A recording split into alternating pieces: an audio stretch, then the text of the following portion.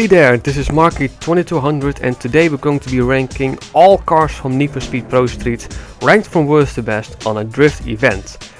It is not all 76 cars like usual, because on the drift events only the rear wheel drive cars are able to attend on drift events. In this case we have 47 cars to go through. So, as usual, the rank is on the top left and the score this time is on the top right. Anything else like suspension setup is all there in the description if you are interested in that. So, without further ado, let's see what is the worst car in Need for Speed Pro Street for drifting, and that is at number 47, the classic Shelby GT500.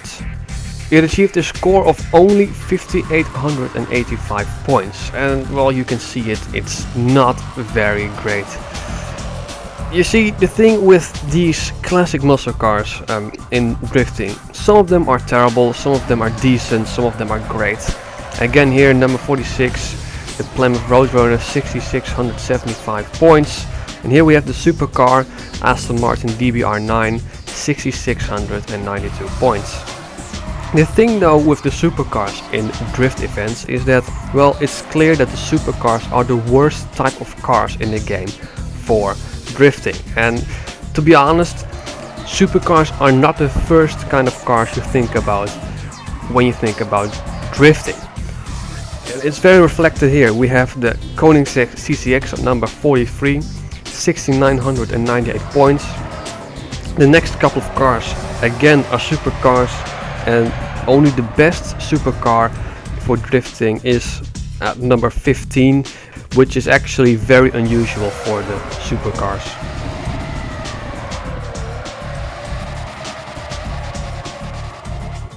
And then here at number 41 we have the McLaren F1. I mean, I think right now you get the points that you shouldn't use supercars for drifting. There are loads of better cars out there, and well, again number 40, 911 GT3 RS. Supercars at the bottom, supercars at the bottom of the list. So with drifting itself, I mean, the point system is actually a bit weird, because there are some cars out there who are, well, lovely to drift, but they just don't get as much points as I think they should have gotten. A great example is, well, not at number 38, we have the Ford GT, which again is a supercar, not great for drifting, la-di-la-di-la-di-la-da. The great example I want to talk about is at number 37, the Honda S2000.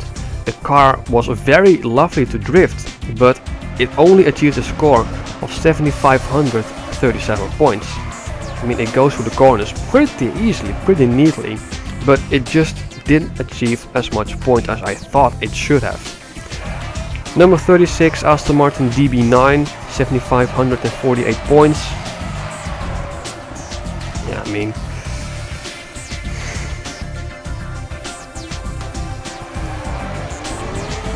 by this time I can simply just go and rant about how some of the supercars are quite bad.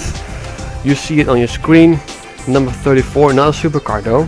We have the Mercedes-Benz SL65 AMG, which was surprisingly decent to drift. I thought it was going to be a big chunk of car that was very heavy and very slow through the corners. Here at number 33, the Corvette C6, 7,780 points. And at number 32 we got its bigger brother, the Z06, which only achieved a bit more score, 8,396 points.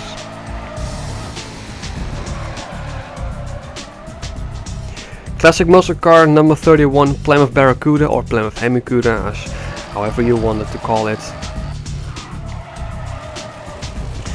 So by this time I want to talk about that this is, for now, the last Pro Street video that I'm gonna do. I remember the first Pro Street video was in April of 2020, so it's been over a year that I've posted Need for Speed Pro Street testing videos, and obviously the next one will be Need for Speed Undercover, and here's how I'm gonna do it. Very simple.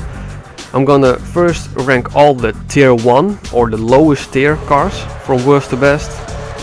There are 4 tiers in Need for Speed Undercover, so I'm first gonna do all 4 tiers individually, and after I've done those 4 tiers, I'm gonna do them all together combined.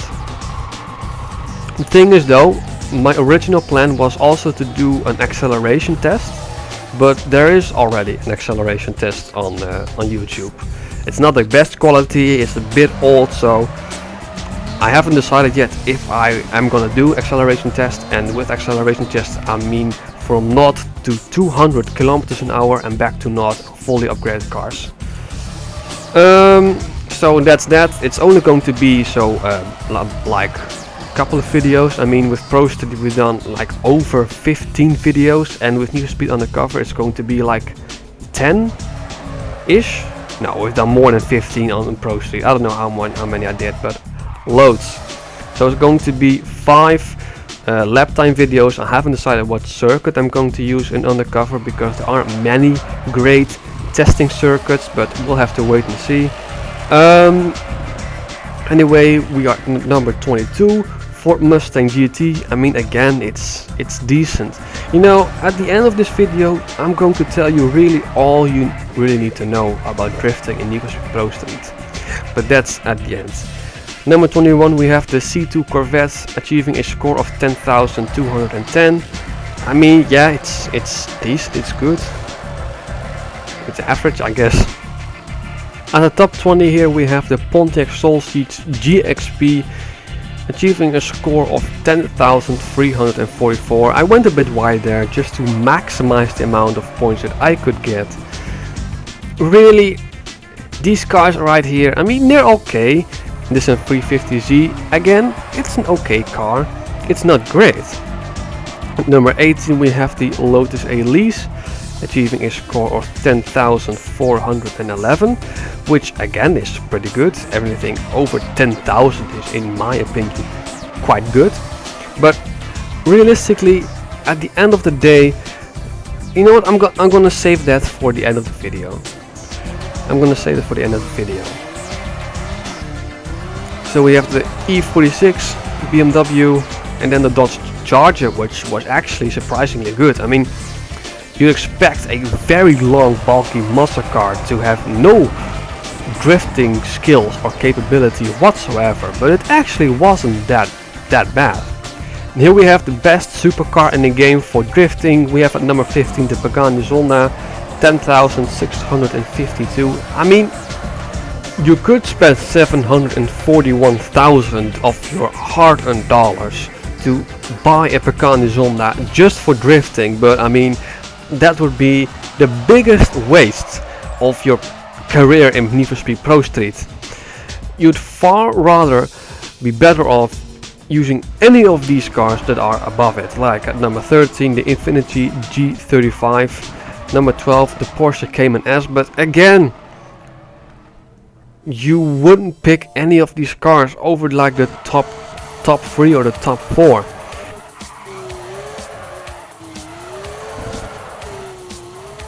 Coming in at number 11 we have the Pontiac GTO, score 11,308.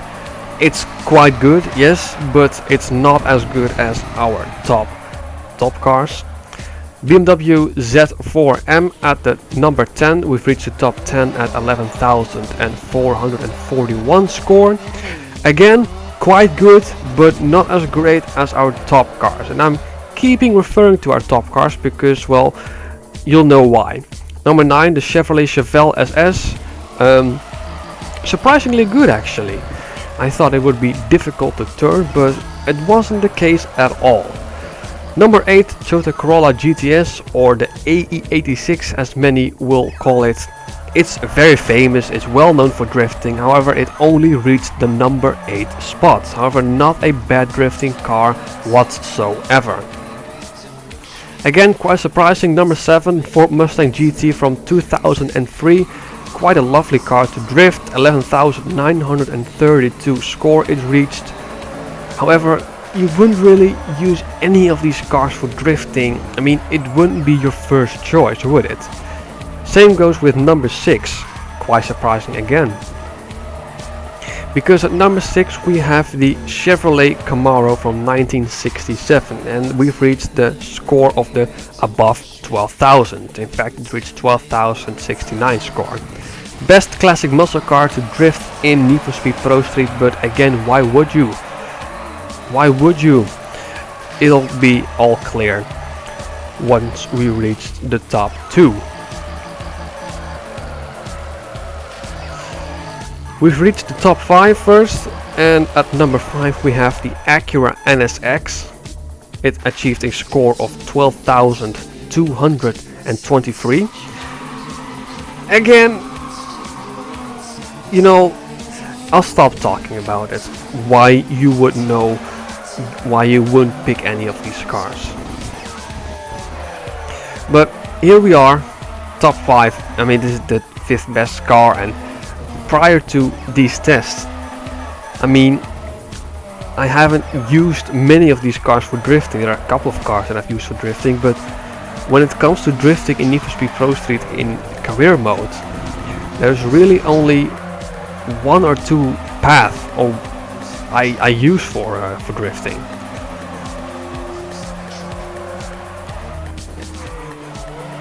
Coming in at number 4, probably the biggest surprise, we have the Cadillac CTS V. Best muscle car for drifting. I mean, it was like the worst muscle car or the worst model muscle car for grip racing. Not sure with the drag and speed racing, but overall you would think it is quite a terrible car to use in any situation. Apparently not so in drifting.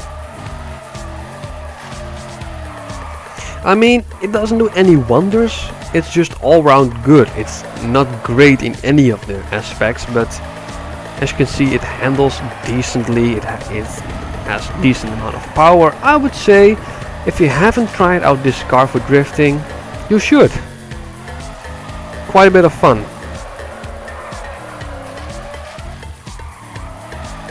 We have reached the podium, and at number 3 we have the Mazda RX-8 achieving a score of 12,578 points. Again, I'm gonna use the entire track to maximize the amount of points that I can possibly get. Now the Mazda RX-8, it's a very lovely car to drift. It has great handling, it has decent speed. You know, the handling thing is the most important aspect for drift racing. Because you want to change the corners as quickly as you can get, so you can get on the throttle quicker and you can get more points that way. Shifting gears helps through the corners, as you see. But here's the thing. I talked about it, that all of this was actually irrelevant. And that's because at number 2, the second best car, we have the Nissan 240 SX. Which is in Need for Speed Pro Street the car you start out with. It achieved a score of 12,808 points. And here's the thing, you start out with this car as a grip car, and by the time you've unlocked drift events, you would have got more cars, either by buying them or getting them through race challenge weekends. So the Nissan 240 SX would be somewhat obsolete, so you simply change it to a drift car and keep it as a drift car for the entirety of your career, right until you've beat the Drift King, because this is the only king that actually uses the best car for drifting for its purpose, and that's the Mazda RX-7, achieving a score of 14,462, nearly 2,000 points more than number 2. So you could either do 2 things, or 3 things actually, but the third way is completely pointless. The first thing you can do is use the 240 SX for the entirety of your career, and then use the Mazda RX-7 for the replacement for a 240 SX once you've beat Aki Komoro. Second thing you can do, keep the 240 SX after you've beat Aki Komoro and use the Mazda RX-7 as a grip car or drag car. Third thing you can do is ignore all that, but as I said, that was quite pointless. So, to sum it up, the only thing you need to know, the 240SX, the starter car, is the second best car, and the car that the Drift King uses is the best car for drifting. And that's really it. Not only is this the end of the video, but this is also the end for the Need for Speed Pro Street testing series. I mean, we started this series in, I believe it was April of 2020, so it has been over a year ago, and well, that simply is because these videos take a long time to make. Testing them, recording them, editing them. The testing part is the longest part, but you know, we've done it. I believe it was over 20 videos this series, but we've done it. So we're now going to hand the stick from Need for Speed Pro Street over to Need for Speed Undercover, but that's not to say that we're going to say goodbye to Need for Speed Pro Street, because as you may know, I haven't mentioned it in this video, but I've tested all of the cars using an RPM limit of 10,000 RPM, which is, well, not normal. It's the way I like to play, but after a couple of videos I've come to realize that it was the wrong decision to make. But I was already a couple of videos in, so I had to redo all of that, and I didn't want to do that. So rather than deleting those videos, I'm gonna keep them on YouTube, and when I'm back at Need for Speed Pro Street, it'll be, well, it could be a year or a year and a half, I will be retesting all of the cars in their normal RPM. So it'll happen, I don't know when. But as I just said, the stick is now going to be handed over to Need for Speed Undercover, and the next testing video will be all tier 4 cars ranked from worst to best on a lap. But I haven't decided which track I'm going to use, so I'm gonna need some time finding out the track, testing out the cars, editing them. It'll take a little while. I don't know when the video will be ready, but as usual, it'll be ready on a Tuesday with a premiere shortly ready before. Last but not least, I've kept an Excel sheet with all the cars and their time scores of every modes and basically everything you need to know about Pro Street car related. The Excel sheet will be with a link down in the description of this video. It'll be in the description of the speed video, of the drag video and the grip video. I reckon it'll be very useful for many people, so that's why it's in the description. So that's it for now. I hope you enjoyed the video. If you did, consider liking, subscribing, all that stuff. This has been Marky 2200, and I hope to see you guys in the next video.